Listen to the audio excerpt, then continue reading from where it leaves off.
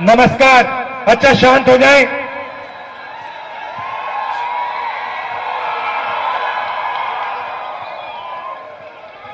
शांत हो जाए तो मेरा काम आसान हो जाएगा।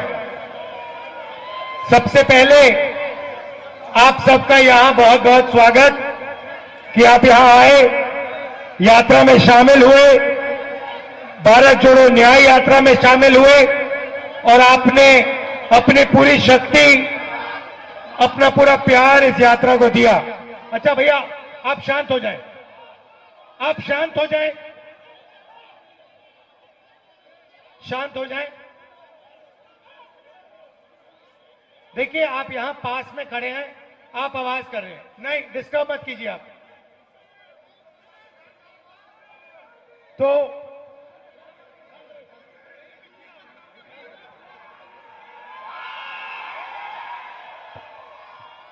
पिछले साल हमने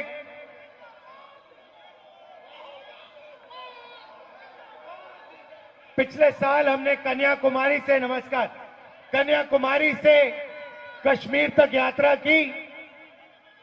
4000 किलोमीटर हम चले। यात्रा का लक्ष्य भारत को जोड़ने का था, जो देश में आरएसएस और बीजेपी ने नफरत फैला रखी है, हिंसा का माहौल बना रखा है, उसके खिलाफ हमने यात्रा की। और यात्रा का बहुत अच्छा नतीजा निकला कि देश में लोगों को पता लगा कि दो विचारधाराओं के बीच में लड़ाई है। एक विचारधारा नफरत की, हिंसा की, और दूसरी विचारधारा मोहब्बत, आदर, प्रेम की।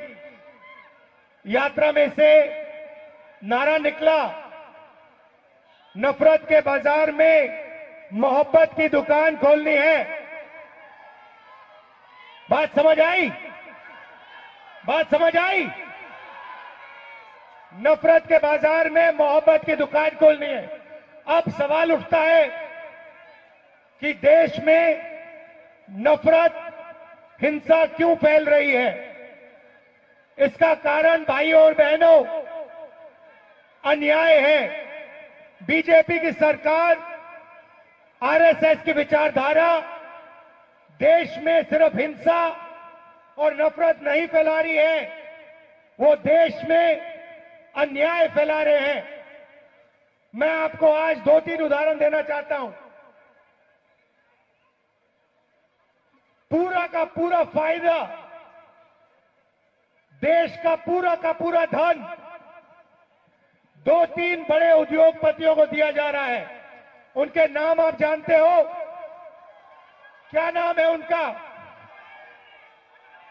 पूरा देश जानता है। चाहे वो एयरपोर्ट्स हो, पोर्ट्स हो, इंफ्रास्ट्रक्चर हो, किसान की जमीन हो, ये सब चीजें नरेंद्र मोदी एक व्यक्ति के हवाले कर रहे हैं।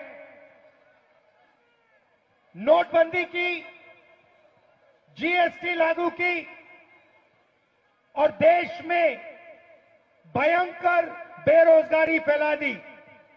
आज इस देश में युवा चाहे भी उसको रोजगार नहीं मिल सकता, क्योंकि सारे छोटे उद्योग, स्मॉल और medium business, public sector unit BJP ने खत्म कर दिए हैं, रद्द कर दिए हैं। यहां बोकारो में बहुत अच्छा उदाहरण है, पब्लिक सेक्टर यूनिट है। यहां पे जितना रोजगार लोकल लोगों को मिलना चाहिए वो नहीं मिलता और कॉन्ट्रैक्ट लेबर देश में फैलाते जा रहे हैं। मैं यहां साफ कहना चाहता हूं, मैं इस कॉन्ट्रैक्ट लेबर के खिलाफ हूं। ये कॉन्ट्रैक्ट लेबर नहीं है, ये श्रमिकों के खिलाफ अन्याय हो रहा है। तो चाहे वो किसान हो, चाहे वो मजदूर हो, चाहे वो युवा हो, सबके खिलाफ बीजेपी की सरकार अन्याय कर रही है। सिर्फ आर्थिक अन्याय नहीं, सामाजिक अन्याय। आदिवासियों की जमीन छीनी जाती है, उनको अपना हक नहीं दिया जाता, दलितों को दबाया जाता है और ओबीसी वर्ग जो है उनका जो हक है। हां, अभी आएंगे आपके पास। आ जाइए, ऊपर आ जाइए।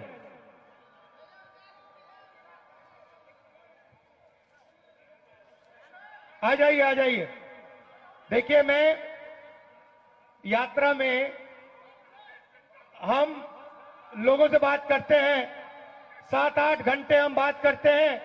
15-20 मिनट हम अपनी बात रखते हैं।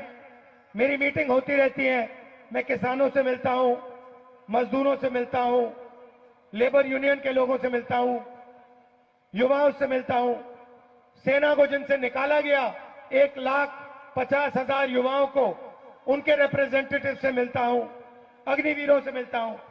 मैं आज इनको माइक्रोफोन देना चाहता हूं कि वो हिंदुस्तान के कॉन्ट्रैक्ट लेबर की हालत के बारे में आपको 2 मिनट बताएं। बोलिए। बहुत बहुत धन्यवाद राहुल जी। देश की आज जो मौजूदा हालात में 100% मजदूरों का में 98% ठेका मजदूर काम करते हैं, जिसका संख्या देश में 50 करोड़ से भी अधिक है, लेकिन उसका हालात सबसे बदतर से बदतर हो जा रहा है। जो कांग्रेस का टाइम में 1923 में जो कानून बना कॉम्पेंसेशन एक्ट, 1926 में जो ट्रेड यूनियन एक्ट, 1937 में जो पेमेंट ऑफ वेजेस एक्ट, देश का आजादी का पहला दिन 1947 में इंडस्ट्रियल डिस्प्यूट एक्ट बनाया, मिनिमम वेजेस एक्ट बनाया, बोनस एक्ट बनाया, समान काम का समान वेतन बनाया। लेकिन आज मोदी सरकार ने ये तमाम कानून को ध्वजिया उड़ा के नया कानून लाया, जो कॉर्पोरेट का पूंजीपतियों का हाथ में दे दिया, करोड़ों करोड़ों मजदूरों को असहाय बेबस उनको अन्याय में डाल दिया। आज राहुल जी झारखंड में आया, स्वागत है। जो करोड़ों करोड़ जो मजदूर है, ठेका मजदूर है, उनका जो अन्याय हो रहा है, उनको न्याय में लाने उनसे आग्रह है, उनसे इंश्योर करने के लिए उनसे बहुत बहुत धन्यवाद है। भैया, आप मुझे एक बात बताओ। आप नहीं, सुनिए, आप मुझे एक बात बताओ। मुझे ये बात समझ नहीं आती है। देखिए, आप लेबर की आवाज हो, आपने मजदूरों के लिए काम किया, आपने मुझे बताया कि 30-40 साल आपने काम किया। आप मुझे बताइए, ये जो मीडिया वाले हैं, आपकी बात कभी क्यों नहीं रखते?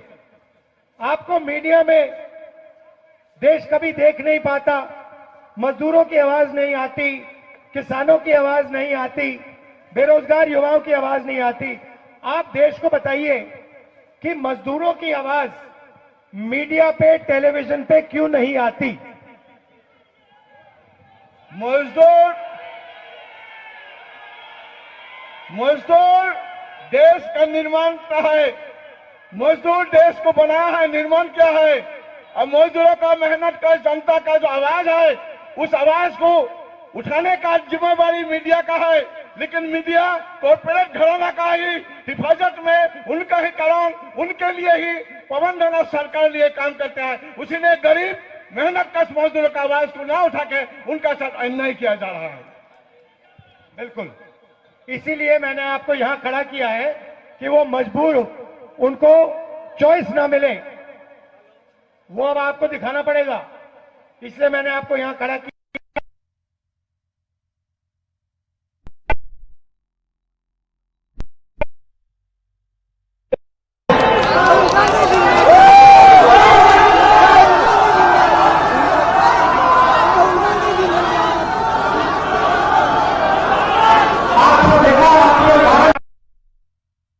देखा इसका समर्थन को लगेगी। आप सब आए, आपने इतने प्यार से मेरी बात सुनी। आप सबको दिल से बहुत बहुत धन्यवाद। नमस्कार, जय हिंद।